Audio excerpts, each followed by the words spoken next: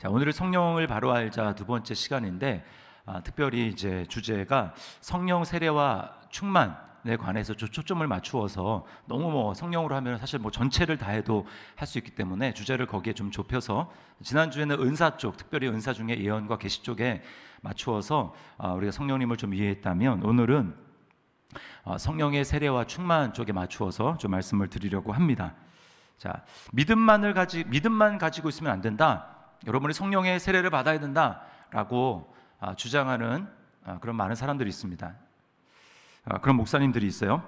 제가 그런 목사님들의 설교를 이제 여러분도 아마 들어봤을 텐데, 저는 이제 작년쯤인가 이렇게 유튜브를 보다가 이제 태극기 집회 주동자셨던 한 분 목사님, 제가 그분의 어떤 정치사상 그런 걸 얘기를 하는 게 아니고요.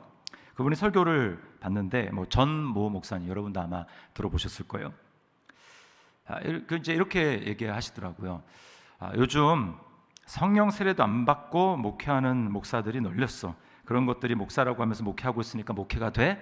이런 식으로 이제 이야기를 하셨습니다. 당연하죠. 여러분, 성령 세례를 받지 않고 어떻게 목회를 할 수가 있겠습니까? 불가능하죠. 성령 세례를 다 받아야 되는 거예요. 자, 그런데 성경이 말하는 성령 세례와 그 목사님이 얘기하는 성령 세례가 다릅니다. 그래서 그 목사님이 말하는 성령 세례는 뭘 얘기하냐면, 자, 우리가 예수를 믿었습니다. 저와 여러분들이 예수를 믿잖아요. 자, 예수를 믿었어요. 자, 예수를 믿었으니까 우리가 뭘 받습니까? 구원을 받죠. 자, 구원을 받았습니다. 구원 받은 이후에 두 번째로 우리는 성령 세례를 받아야 된다라고 이야기를 하는 거예요. 그러니까 2단계예요. 2단계. 자, 1단계는 예수 믿고 구원받는 단계, 그 다음에 2단계는 거기서 성령 세례를 받는 단계라고 이야기를 하는 것입니다. 자, 그래서 그 목사님이 이제 얘기를 하는 거예요. 목사는 성령 세례를 받아야 된다. 또 성도들도 성령 세례를 받아야 된다. 이렇게 이야기를 하는 것입니다. 물론 이제 어떤 의미에서 그렇게 말씀하는지는 알아요. 그러나 이제 분명히 우리가 성경적인 성령 세례에 대해서 바로 알 필요가 있다라는 것입니다. 그 목사님은 어떤 의미에서 성령 세례를 사용하고 있냐 하면, 능력이라는 측면에서 성령의 능력을 받아야 목회를 한다. 성도들도 성령의 능력을 받아서 신앙생활을 할 수 있다라고 하는 이 능력의 차원에서 성령의 세례를 말한다라는 거예요. 자, 그러나 과연 성경에서 예수 믿은 다음에 성령 세례를 받아야 한다라고 성경이 정말 말하고 있는가라고 하는 것을 우리가 성경의 근거에서 살펴봐야 합니다. 오늘날 이렇게 성령 세례를 주장하는 대부분의 사람들이 좋아하는 몇 가지 성경 본문이 있습니다. 그 중에 이제 오늘 읽은 사도행전 19장 이 본문이 이제 단골로 나와요. 그리고 또 이제 다 다룰 수가 없기 때문에 제가 오늘 19장만 살폈는데, 사도행전 8장도 마찬가지입니다. 사도행전 8장. 자, 성령의 세례를 예수 믿은 다음에 받아야 한다. 그래서 성령을 그런 성령을 체험해야 된다라고 이제 이야기를 하게 되면 문제가 생깁니다. 무슨 문제가 생길까요? 교회 안에 보이지 않는 계급이 생기는 거예요. 계급이. 아시겠습니까? 계급이 생긴다고요. 예수를 믿는데, 구원받았는데 구원받은 성도 안에서도 성령 세례를 받은 그룹, 성령 세례를 받지 않은 그룹, 이렇게 나누어지게 됩니다. 그래서 성령 세례를 받은 그룹은 어때요? 영적 엘리트. 성령 세례를 받지 못한 그룹은 영적인 뭐라 그러죠? 엘리트 반대말? 영적인 생각이 안 나요. 어쨌든 아무튼 영적으로 열등한 사람들입니다. 열등한 사람. 그래서 성령 세례를 본인이 그런 성령의 아주 뜨끈하고 화끈한 성령을 체험했다, 성령 세례를 받았다라고 말하는 사람들은 자기가 그런 체험을 했기 때문에 어때요? 굉장하게 프라이드와 자부심이 있습니다. 그러면서 은근히 표현하지 할지도 모르고 또 안 할지도 모르지만 속으로 성령 세례를 받지 못한 그런 사람들을 바라보면서 은근히 좀 밑으로 보고 그런 경향이 마음속에 있을 수 있다는 거예요. 반면에 성령 세례를 받지 못한 사람 입장에서는 어떻습니까? 본인은 그런 화끈뜨끈한 이런 그런 경험을 하지 못했다, 성령 세례를 받지 못했다라고 하는 그런 측면에서 바라봤을 때는 어떻습니까? 영적으로 열등 의식을 갖게 됩니다. 그러면서 어떻게 하면 성령 세례를 받을 수 있을까? 나도 나름 기도를 하곤 하는데 나한테는 왜 그런 체험이 없을까? 라고 생각하면서 하나님에 대해서 의심하는 마음, 왜 하나님은 나에게 그런 걸 주시지 않는가? 하나님에 대해 섭섭한 마음, 또 의심의 마음이 생기게 됩니다. 그리고 때로는 그것 때문에 믿음의 확신이 흔들릴 수가 있다는 거예요. 자, 그러므로 여러분, 이 시간에는 성령 세례와 또 우리를 거룩히 하시는 성령님이 과연 어떤 분이신지라고 하는 것을 우리가 좀 분명히 말씀에 근거해서 살펴봐야 하겠습니다. 자, 먼저 좀 살펴보면, 여러분 유인문을 참조해서 보세요. 예수 믿고 나서 정말 성령 세례를 받아야 하는가라고 하는 것을 좀 살펴보겠습니다. 왜 이런 주장을 하는가? 왜 믿은 다음에 성령 세례를 받아야 된다라고 그렇게 이야기를 하는가?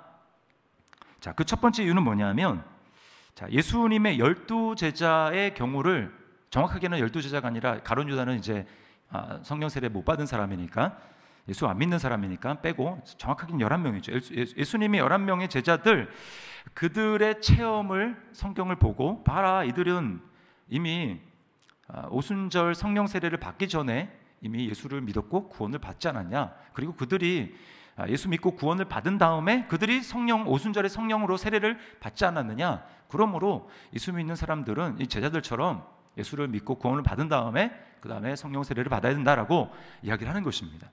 성경에 있는 것을 그대로 가지고 와서 우리에게 딱 접목을 했을 때 때로는 맞는 경우도 있지만 우리가 해석을 잘해야 되는 경우가 있어요. 자, 이런 경우에는 잘못해서 성경을 해석한 거예요.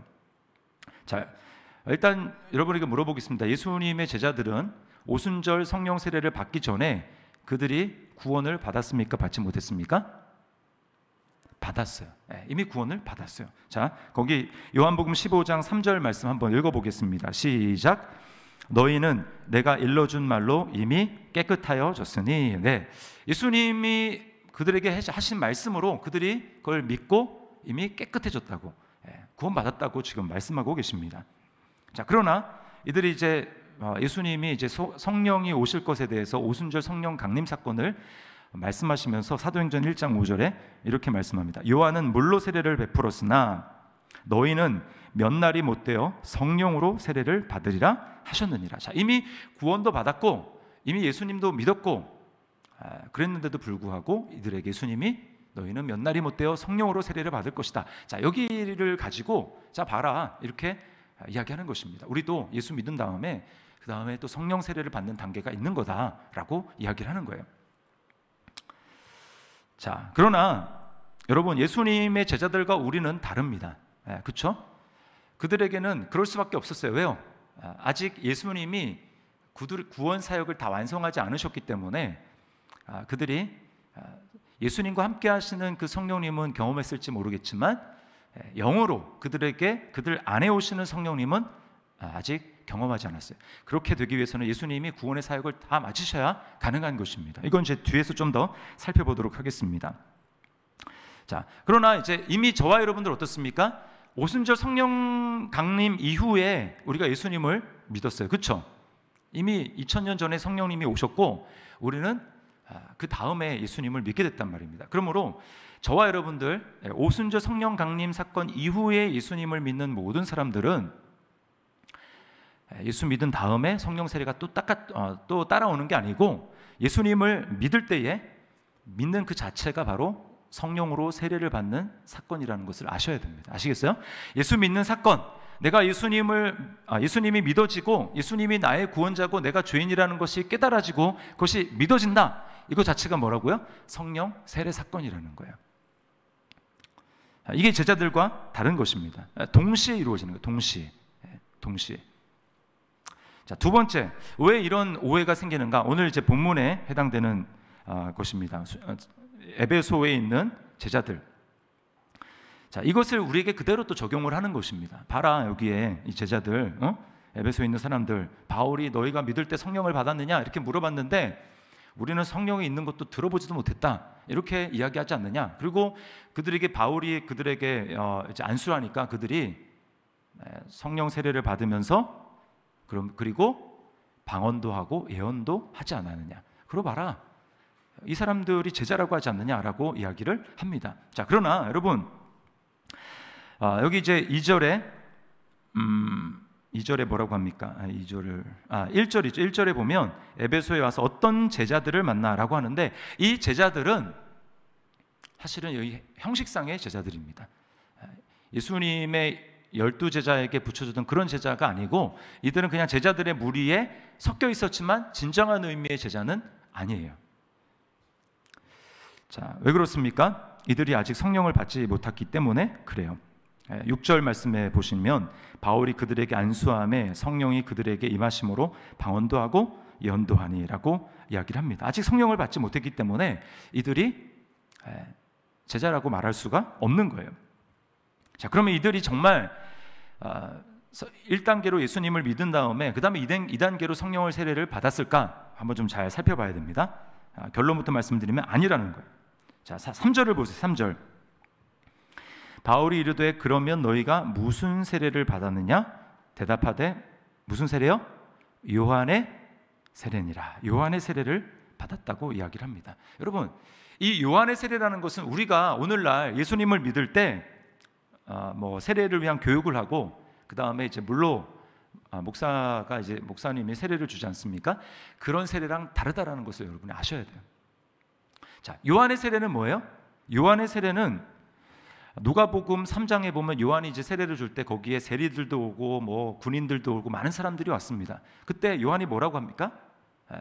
그들이 이제 회개하면서 세리들은 그럼 우리는 어떻게 해야 됩니까? 라고 하자 요한이 너희는 부과된 것 외에 더 이상의 세금을 거두지 말아라 이렇게 이야기를 합니다. 한마디로 얘기하면 그들에게 요한이 세례를 줄 때 근거가 되는 것은 예수 그리스도의 복음이 아니고 율법에 근거해서 율법에 이렇게 말했으니 너희가 그 율법에 벗어났으면 그것을 죄를 고백하고 회개하고 그 다음에 내가 그러면 회개하고 이제는 말씀대로 율법대로 살 것을 내가 결단합니다. 그런 의미로 세례를 받는 거예요.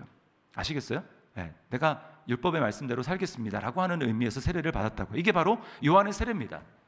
그러면 오늘날 우리가 이야기하는 세례는 무엇입니까? 그것은 예수 그리스도에 대해서 얘기하는 거예요. 복음에 대해서 얘기하는 것입니다.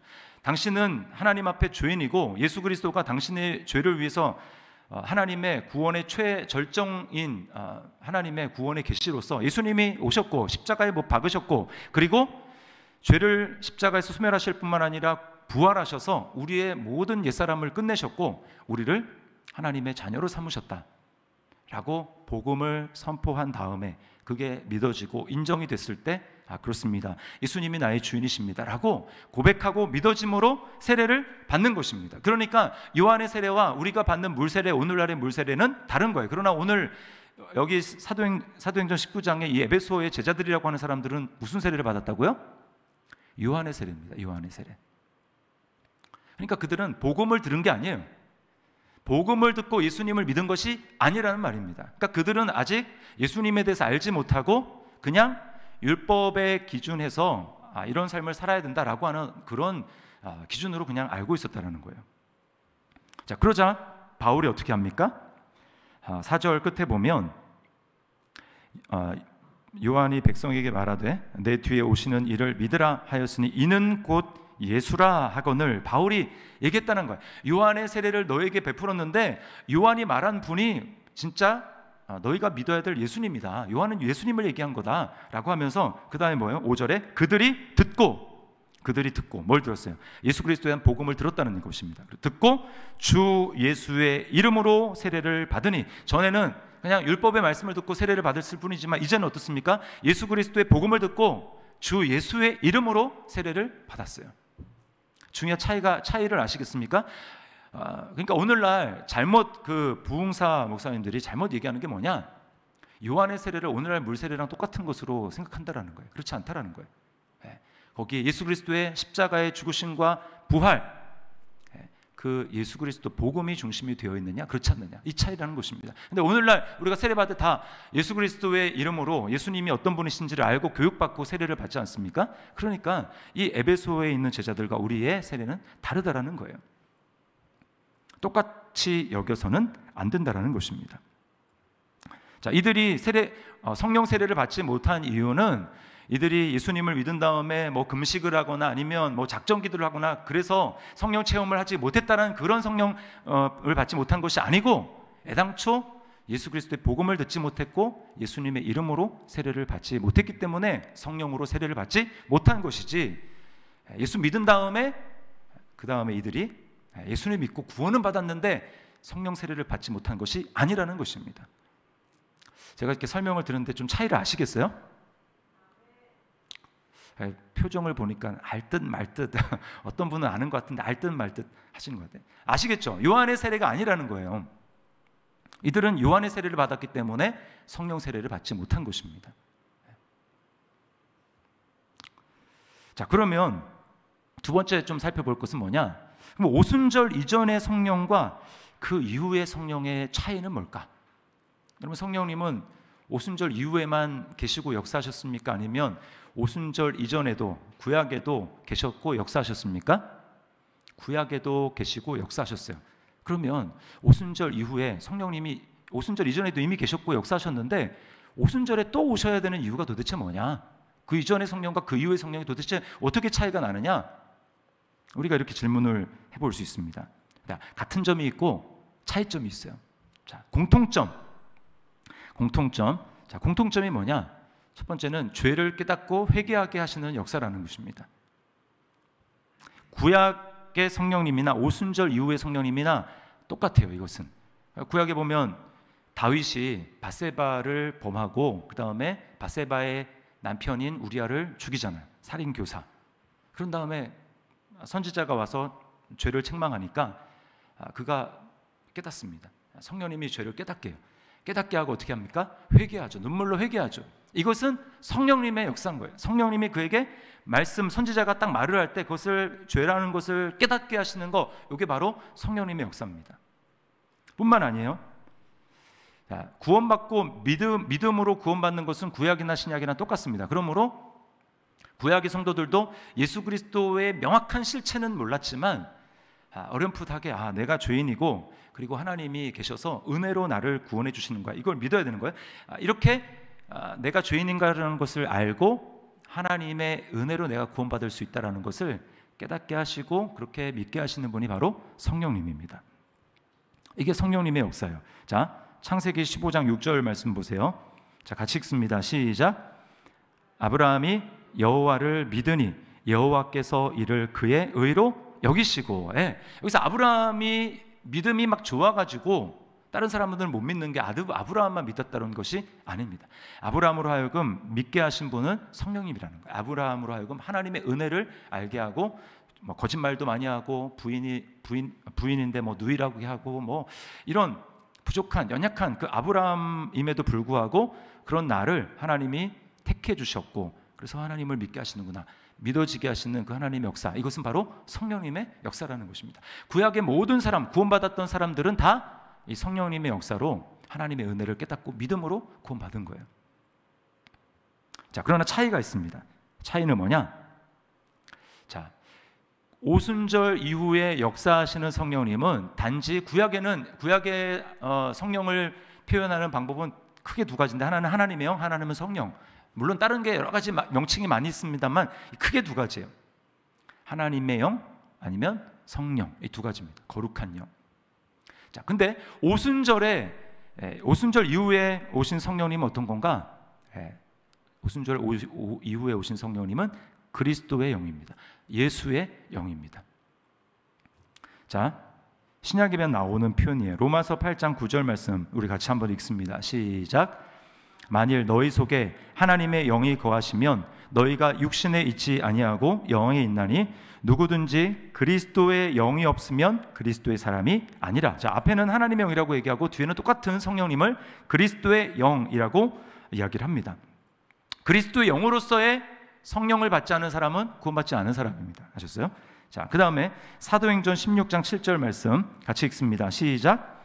무시아 앞에 이르러 비두니아로 가고자 애쓰되 예수의 영이 허락하지 아니하시는지라. 자, 여기 뭐라고 얘기합니까? 예수의 영이라고 이야기를 합니다. 이거는 구약에는 없었던 표현이에요. 근데 신약에 예수 그리스도께서, 자, 하나님의 구원의 역사는 점진적으로 이렇게 발전합니다. 구약이랑 신약이랑 똑같은 게 아니에요. 다 하나님의 말씀이지만, 자, 하나님의 구원의 역사는 최정점을 뭐로 목표로 하고 진행이 됩니까? 예수 그리스도를 목표로 하고 진행되는 거예요. 근데 구약에서부터 점점 많이 보여주십니다. 예수님에 대해서 점점. 그래서 창세기에는 3장 15절에 원시복음이라고 하죠. 그 원시복음부터 시작해가지고 하나님이 점점 예수 그리스도에 대해서 더 많이 힌트를 주시고 더 많이 퍼즐을 알려주시고 점점 많이 알려지다가 뭐 이사야와 같은 막 그런 선지자에 와가지고는 이건 뭐 예수만 갖다 대면 완전히 그냥 복음이에요. 그래서 이사야를 구약의 복음서다 이렇게 얘기를 하거든요. 그래서 하나님의 예수 그리스도에 대한 충만한 어떤 그 계시가 점점 많아집니다. 정점이 뭐예요? 예수 그리스도가 오신 거, 이 땅에 오신 것. 그리고 자, 예수 그리스도의 구원의 계시를 위해서 하나님의 삼위 하나님이 역사하시는데 예수님이 이 땅에 오셨죠. 그리고 우리 죄를 위해서 둘째 아담으로서 십자가를 지셨습니다. 그리고 죽으셨어요. 부활하셨어요. 그 다음에 부활하실 뿐만 아니라 승천하셨습니다. 이게 구원 사역을 예수님이 이제 완전히 완성하신 거예요. 구약에부터 얘기했던 예수 그리스도에 대한 우리의 구원을 위해서 메시아가 무슨 일을 하시는지 예수님이 완전히 다 완성을 하셨어요. 자, 그 다음에 이제 성령님이 오시죠. 그 성령님은 단지 하나님의 영이 아니라 이제 그리스도 예수의 영으로 이 땅에 오신 것입니다. 그러니까 달라지는 거예요. 이제부터 구약에는 아직 실체가 명확하진 않지만 뭔가 하나님이 역사하고 계시는데, 그러나 이제 예수 그리스도께서 구원의 역사를 다 이루시고 승천하신 다음에 이 땅에 그리스도의 영을 보내시는 거예요. 이것은 예수님이 구원 사역을 다 완성하셔야지만 보내실 수 있는 하나님의 영이라는 것입니다. 그리스도의 영이라는 거예요. 그래서 예수님이 이 영을 기다리라는 것입니다. 이 성령을 기다려라. 그리스도의 영, 내 이름으로 보내실 그 성령을 너희가 기다려야 된다라고 말씀을 하신 거예요. 자, 그리스도의 예수 영으로 오셨어요. 자, 그리고 또 어떻게 다른가? 이 성령은, 그리스도의 영은 우리 안에 내주하시고 떠나지 않으셔요. 구약에는 내주라는 개념이 없었어요. 성령이 역사는 하셨지만 그 성령이 사람 속에서 떠나지 않고 계속해서 거하신다. 그게 성전이라는 뜻이거든요. 성전. 하나님이 그 안에 계시고 떠나지 않는다. 이게 성전이라는 개념인데, 구약에는 하나님을 믿기는 믿고 구원은 받았지만 이 성전이라는 개념이 없어요. 성령이 그 마음속에 떠나지 않고 내주하시는 그런 개념이 없습니다. 그러나 그리스도께서 승천하셔서 구원의 사역을 다 이루신 다음에 보내신 그 성령, 예수님을 믿어야지만 그 성령을 받을 수 있는 거예요. 예수 그리스도를 믿음으로 믿는 사람, 그 사람에게 성령이 오시는데 어떻게 되는가? 내주하시고 떠나지 않으시는 그리스도 영을 소유하게 된다는 것입니다. 자, 요한복음 14장 16절 17절 말씀 우리 같이 한번 읽겠습니다. 시작. 내가 아버지께 구하겠으니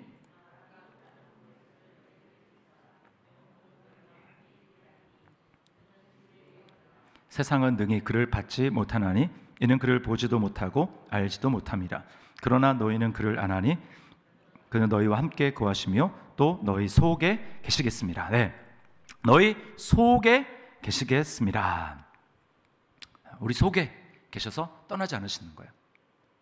그래서 성령님이 근심을 하시고, 우리가 죄를 짓고 하나님의 뜻대로 행하지 않을 때 성령님이 탄식하고 근심하시고 그렇게는 하지만 그렇다고 성령님이 우리를 떠나시지 않습니다. 성령님이 떠났다, 그럼 그 사람은 구원받지 못한 사람이에요.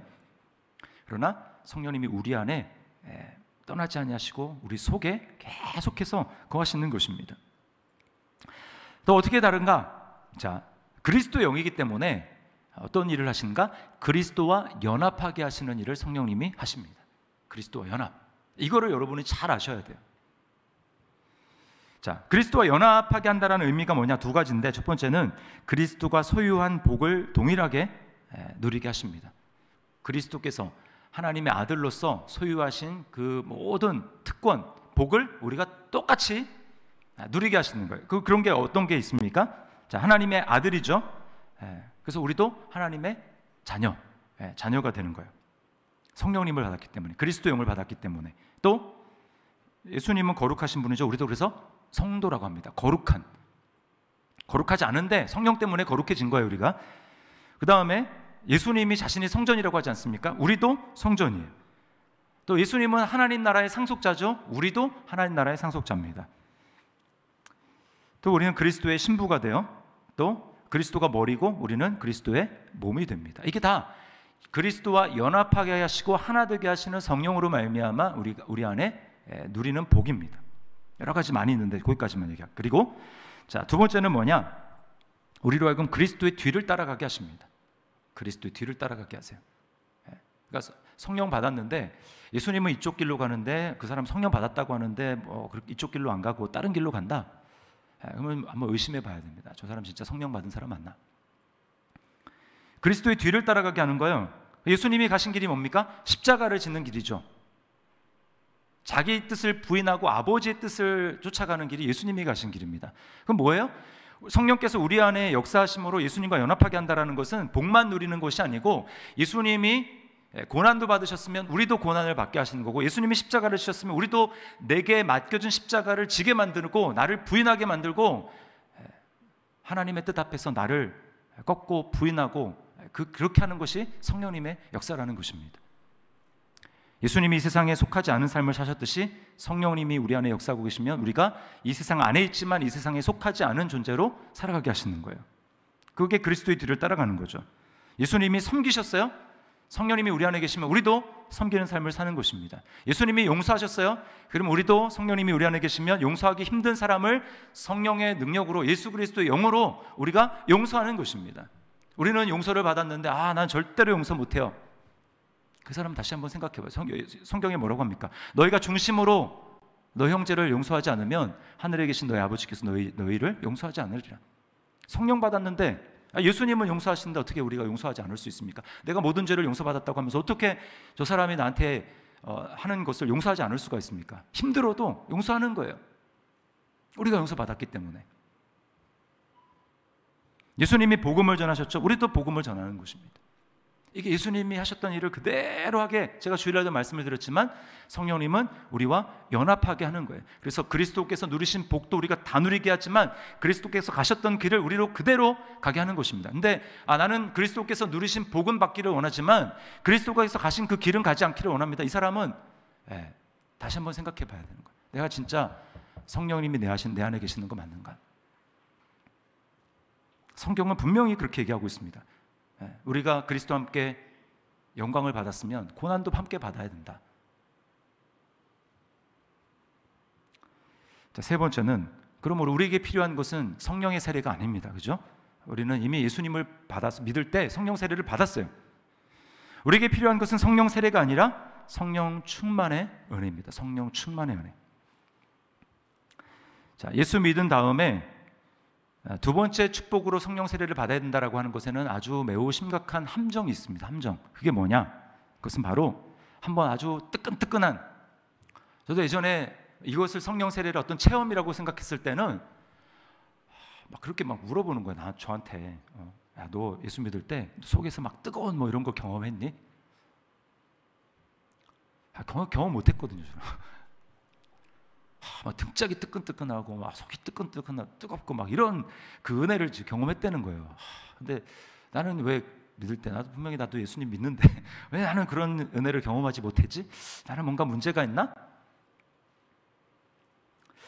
거기에 맹점은 무엇이냐? 한번 뭔가 대단한 체험을 하면, 대단한 뭐 성령의 능력을 경험하고 대단한 체험을 하면 그 체험 때문에 내가 믿음 생활을 그 체험 때문에 쭉 할 수 있을 것으로 착각하는 저는 이걸 영적인 한탕주의라고 말하겠어요. 영적인 한탕주의에 빠지게 하는 거예요. 대단한 체험을 했기 때문에 나는 다른 사람과 다르고, 나는 계속해서 한마디로 내가 황홀한 이 천상계의 이 수준에 머물면서 나는 신앙생활을 할 수 있을 것이다. 이것은 착각입니다. 이건 마귀가 주는 생각이에요. 우리의 영적 생활은 그런 게 아닙니다. 그런 은혜를 설사 받았다 할지라도 매일의 싸움이고 매일의 결단이에요. 여러분, 예수님보다 더 성령 충만한 사람 있습니까? 예수님은 성령을 제한 없이 한량 없이 하나님이 부어주셨는데, 그러나 예수님이 그런 성령의 충만함이 있었기 때문에 예수님이 그냥 그 체험 때문에 뭐 세례 받으실 때 뭐 엄청난 체험을 했잖아요. 아버지의 음성을 듣고 성령이 비둘기처럼 임하시고, 그런 체험을 했다고 예수님이 나는 한번 체험했으니까 다 괜찮다라고 하시면서 그렇게 사셨습니까? 아니죠. 매일매일 예수님은 기도하기에 힘쓰셨고 매일매일 아버지의 음성을 듣기 힘쓰셨고 아버지께서 하시는 일을 보기에 힘쓰셨어요. 그러므로 나는 대단한 체험을 했다라고 말하는데 매일매일의 삶에서 주님과 동행하고 그렇게 하기 위해서 분투하고 싸우고 힘쓰는 그런 삶이 없다. 그것은 잘못된 것입니다. 마귀의 계기에 넘어가는 거예요. 성경은 우리에게 그렇게 얘기하지 않습니다. 또 하나 좀 궁금한 건 뭐냐 생각해 볼 것은, 아니 그러면 초대교회에서는 왜 성령의 세례를 이렇게 처음에 예수님을 믿을 때 뭐 예언을 하거나 방언하고 이런 놀라운 일들이 일어났는데 오늘날은 예수님을 믿는데 왜 이런 일들이 좀 안 일어날까요?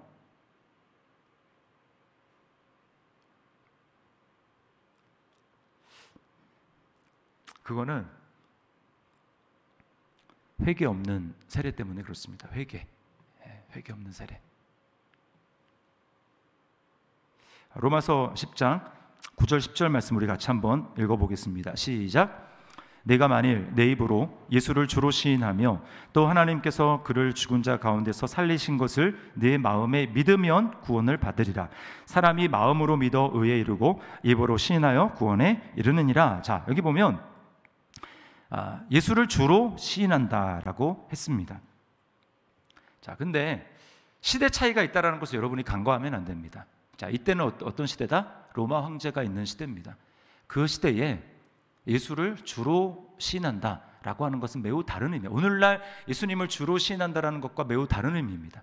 그 당시 예수님을 공개적으로 예수님이 큐리오스다, 황제만 큐리오스라고 할 수 있는데 공개적으로 예수가 큐리오스다 라고 이야기를 하는 것은 마음속에 결단이 필요한 거였어요. 마음속에 보이지 않는 대차대조표를 작성해가지고 여기에서 내가 얻을 수 있는 것, 여기에 내가 이룰 수 있는 것을 쫙 비교로 대조를 해가지고 예수를 주로 시인했을 때 내가 잃는 게 뭐가 있는가, 예수를 주로 시인했을 때 내가 얻을 수 있는 게 무엇인가, 이거를 비교해봐서 예수를 주로 시인해도 내가 얻는 게 더 많구나, 그럴 때 결단을 내리는 것입니다. 예수님이 제자들에게 이걸 말씀하셨어요. 너희가 비용을 계산하지 않느냐? 자, 그 당시에 예수님을 주라고 고백했을 때 그들이 당할 수 있는, 잃어버릴 수 있는 게 뭐가 있었을까요? 공동체로부터 멸시와 내쫓김입니다. 공동체로부터 멸시. 살아갈 수가 없어요. 황제를 섬기는 그들 세계 속에서 황제를 큐리오스라고 얘기하지 않고 예수를 큐리오스라고 한다. 그러면 공동체에서 배제되는, 왕따 되는 거예요. 경제적인 손실이 있습니다. 그리고 심하면 감옥에 가야 됩니다. 더 심하면 죽을 수 있습니다. 반면에 예수를 믿음으로 얻는 것은 뭐가 있을까요? 영원한 생명, 하나님의 자녀, 영원한 하나님 나라를 상속받는 것, 이것을 얻을 수 있겠죠. 그러므로 여러분, 우리 잘 생각해야 됩니다. 오늘날 어떻습니까? 여러분이 예수를 주로 시인하기 위해서 무슨 희생을 하셨습니까? 무엇을 잃거나 무엇을 희생할 각오로 예수님을 믿으셨습니까? 여러분, 예수님을 믿는 것 때문에 잃어보거나 희생한 무엇이 있습니까? 저만 해도 그래요. 예수님을 내가 이렇게 섬기고 믿고 목사가 됐지만 내가 예수님을 위해서 정말 뭘 그렇게 많이 희생했을까?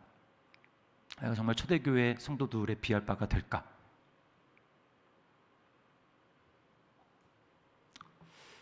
우리는 잘 한번 생각을 해봐야 됩니다. 나는 정말 내 안에 계산을 해서 잃는 것이 이만큼 있어도 그럼에도 예수님을 통해서 내가 얻는 게 영원이기 때문에 이걸 절대 포기할 수 없기 때문에, 그래서 나는 이걸 택해야지, 예수님을 택해야지.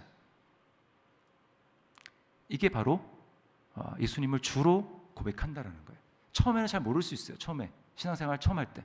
그러나 점점 우리가 예수님을 알아가고 성경을 알아갈수록 이게 바로 믿음이라는 것이구나 라는 것을 알고 우리 안에는 점점 어떻게 돼요?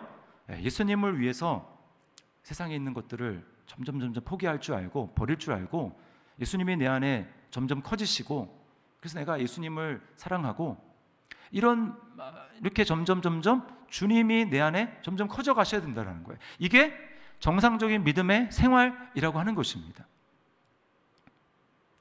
저는 제가 지난주에 이름을 좀 잘못 말씀을 드렸는데 박영돈 교수님, 박영돈 교수님, 제가 참조한 책. 그 교수님의 글이 핵심을 잘 표현했다는 생각이 들어요. 이렇게 말씀하시더라고요. 성령이 우리에게 다시 임하셔야 하는 것이 아니라, 이 성령 세례를 얘기하는 거죠. 성령이 우리에게 다시 임하셔야 하는 것이 아니라 우리가 성령께 돌아가야 한다. 성령님은 그대로 계세요. 초대교회 때나 지금이나 초대교회가 경험했던, 성도들이 경험했던 그 강력한 성령님이나 오늘 우리가 믿는 그 성령님이나 성령님은 똑같아요. 그러나 무엇입니까? 우리가 성령님께 돌아가지 않고 우리가 세상을 향해 있고 우리가 세상을 사랑하고 세상을 사랑하는 마음이 더 크기 때문에 성령님께 가지 않는 거예요. 그래서 믿는다고 얘기하지만 우리 안에 초대교회에서 나타났던 그런 역사들이 없는 이유는 우리가 그만큼 성령님께로 마음을 돌이키지 않고 하나님을 사랑하지 않기 때문에 그렇다라는 것입니다. 그러므로 성령 세례가 필요한 게 아니라 우리는 이미 성령 세례를 받은 사람이 뭐가 필요합니까? 성령의 지배가 필요합니다. 성령의 지배는 다른 말로 성령 충만이에요. 성령 충만이 뭡니까? 은사를 받는 게 성령 충만이 아니에요. 은사를 받는 게 성령 충만이 아니고 그것의 하나의 표현, 조그만 표현일 수는 있겠지만 성령 충만이라는 것은 성령의 지배를 받아서 그래서 하나님을 사랑하고 하나님 말씀에 순종하게 되는 것, 내 뜻이 있지만 내 뜻을 꺾어서 하나님의 뜻에 복종하게 만드는 것, 정말 하기 싫은데 하나님이 말씀을 하시니까 내가 내 욕심과 자아와 자존심을 내려놓고 하나님 말씀하시는 것을 하는 것, 이게 성령의 지배를 받는 것이고 그게 바로 성령의 충만함입니다. 성경은 많이 보고 지식은 굉장히 많고 그리고 기도도 나름 한다고 하는데 집안에서 부부끼리 아내는 남편에게, 남편은 아내를 소중히 대할 줄 모르고 자신의 뜻을 꺾을 줄 모르고 자기 중심적으로만 그렇게 하고, 여러분 그것은 성령 충만 아닙니다.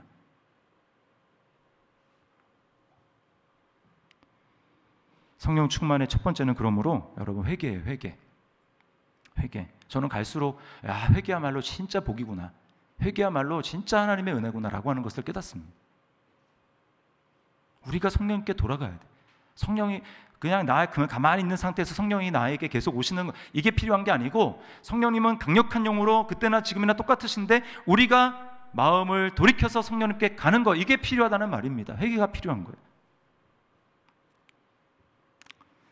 성령은 그리스도와 우리를 연합하게 하는 영이라고 말씀을 드렸습니다. 그래서 성령님은 우리를 날마다 십자가로 데려가시는 거예요. 십자가로. 나를 못 박는 자리로, 나를 부인하는 자리로, 나의 자존심을 내려놓는 자리로 우리를 이끄시는 것이 성령님입니다. 근데 우리는 어떻습니까? 그렇게 할 때 우리 안에 얼마나 큰 저항이 있는지 몰라요. 저항이. 안 죽으려고 막 버둥버둥거리고 얼굴이 막 울그락불그락해지고 속으로 화가 나가지고 씩씩거리고, 그런 우리 마음을 십자가에 내려놓고 회개해야 됩니다. 이거 저도 마찬가지예요. 날마다 이런 싸움이 있는 것입니다. 갈라디아서 5장 16절 그리고 24, 25절 말씀 우리 같이 한번 읽어보겠습니다. 시작. 내가 이르노니 너희는 성령을 따라 행하라. 그리하면 육체의 욕심을 이루지 아니하리라. 그리스도 예수의 사람들은 육체와 함께 그 정욕과 탐심을 십자가에 못 박았느니라. 만일 우리가 성령으로 살면 또한 성령으로 행할지니. 네, 아멘. 이게 바로 성령 충만을 말하는 거예요. 성령 충만. 십자가에, 정욕을 십자가에 못 박는 것입니다. 자, 그 다음에 두 번째 단계는 그리스도를 마음의 왕자에 모시고 순종하는 것입니다. 자, 우리 에베소서 5장 18절 말씀 같이 한번 읽겠습니다. 시작. 술 취하지 말라. 이는 방탕한 것이니 오직 성령으로 충만함을 받으라. 아멘. 그래서 제가 이 말씀을 준비하면서 같이 한번 우리가 어떤 마음을 좀 품어야 될까? 우리 성령 충만, 성령님의 지배, 성령님의 능력, 그 진정한 능력, 우리 자신을 부인하고 회개하게 하고 하나님 말씀에 순종하게 만드시는 그 성령님의 충만함, 능력, 그것 아니고는 우리가 믿음 생활을 할 수가 없습니다. 믿음 생활이 뭐 교회 다니는 게 믿음 생활인가요? 믿음 생활이 뭐 성경 보는 게 믿음 생활입니까? 믿음 생활이 뭐 기도만 하는 게 믿음 생활입니까? 아니죠. 믿음 생활이 뭐예요? 믿음 생활은 예수님 따라가는 게 믿음 생활이에요. 근데 예수님 따라가려면 나를 부인해야 되는데 어떻게 내 힘으로 나를 부인합니까? 절대로 불가능한 거예요. 그러므로 여러분, 우리가 매일매일 하나님 앞에 간구해야 될 게 무엇입니까? 이 성령 충만, 나를 부인하고 성령님의 능력으로 하나님 말씀을 살아내고 나를 꺾어서 말씀에 순종하게 만드는 이것, 이 은혜, 이것을 구해야 하는 것입니다. 성령님을 사모하는 것부터 성령님의 은혜가 필요해요. 우리는 성령님을 사모하지 않습니다. 나에게 정말 성령님을 사모하는 게 없구나, 나에게는 정말 하나님을 사랑하는 게 없구나 라고 하는 것을 우리가 정말 절절하게 깨달을 때야 비로소 주님, 저에게 하나님을 사랑하는 마음을 주시고 저에게 하나님의 은혜를 구하는 마음을 주시고 제가 다른 것 아니라 하나님의 은혜를 구할 수 있도록 도와주십시오. 이거 자신을 부인하고 하나님의 은혜를 구하도록 하는 것 자체가 우리가 하나님의 도우심을, 성령님의 도우심을 구해야 되는 거예요. 이것이야말로 여러분 부흥입니다. 부흥이 다른 데 있는 게 아니에요. 그래서 이 시간 우리가 말씀을 좀 기억하면서 하나님 앞에 좀 회개의 영을 좀 간구하면서 주님, 다른 사람이 문제가 아니라 내가 문제입니다. 내가 문제고, 그리고 나를 돌이키기를 싫어하는, 그냥 내 힘으로 그냥 이렇게 편하게 그냥 대충 그냥 살아가기를 원하는 적당한 이 마음, 그게 내 마음입니다. 성령님 이 시간 나에게 찾아와 주시고 정말 성령님을 사모할 수 있는, 갈급할 수 있는 마음을 주십시오. 우리 이렇게 성령님을 사모하면서 하나님 앞에 나아갔으면 좋겠어요. 자, 우리 찬양을 드리도록 하겠습니다. 내 백성이 나를 떠나 우리 여호와께 돌아가자. 우리 찬양 하나님 앞에 드리겠습니다.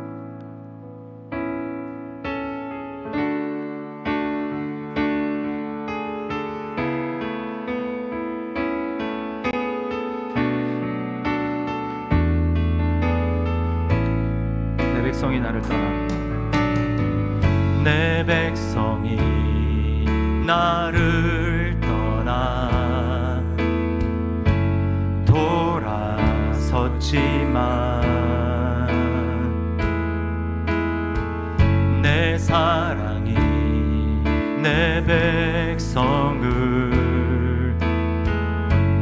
포기 못하리. 내 모든 것 내어주고 나 그들을 얻으리라. 여호와께 돌아가자. 우린 돌아서도 그는 변치 않네. 여호와께 돌아가자. 우린 넘어져도 그 사랑 영원하네. 처음부터 다시 한번 고백하며 내 백성이 나를 떠나, 내 백성이 나를 떠나 돌아섰지만 내 사랑이 내 백성을 포기 못하리. 내 모든 것 내어주고 나 그들을 얻으리라. 여호와께 돌아가자. 여호와께 돌아가자. 우린 돌아서도 그는 변치 않네. 여호와께 돌아가자. 우린 넘어져도 그 사랑 여호와께 돌아가자. 여호와께 돌아가자. 우린 돌아서도 그는 편. 돌아설 수 있도록 주님 은혜 베풀어 주시옵소서. 돌아가자. 우린 넘어져도 그 사랑 영원하네. 사랑은 오래 참고 자신을 내어주네. 서로 사랑할 때 세상은 주보네. 사랑은 절대 지지. 사랑은 오래 참고 사랑은 오래 참고 자신을 내어주네.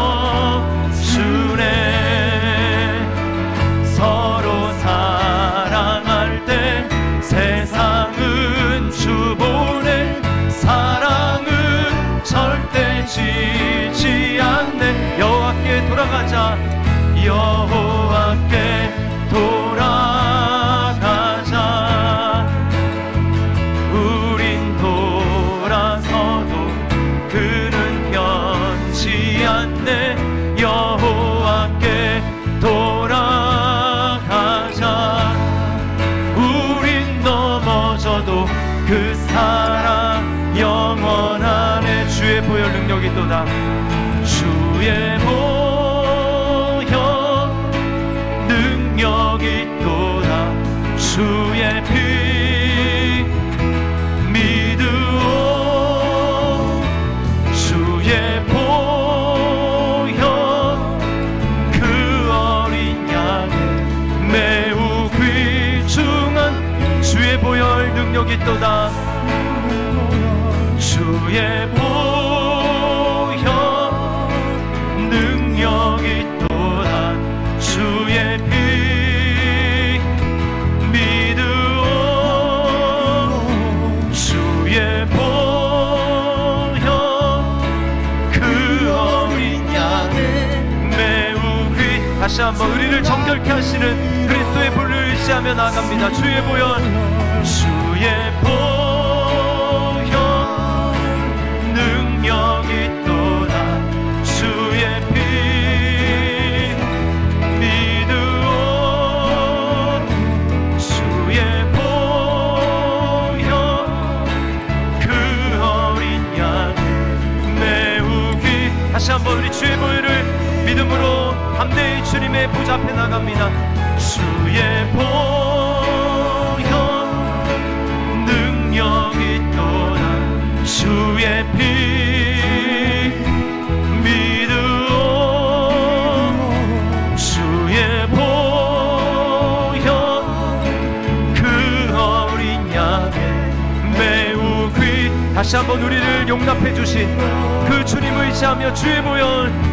주의 보혈 능력이 또다. 주의 피 믿으오. 주의 보혈 그 어린 양의 매우 귀중한 피로다. 우리 시간에 정말 하나님 앞에 진정한 회개의 은혜를 간구하며 나아갔으면 좋겠어요.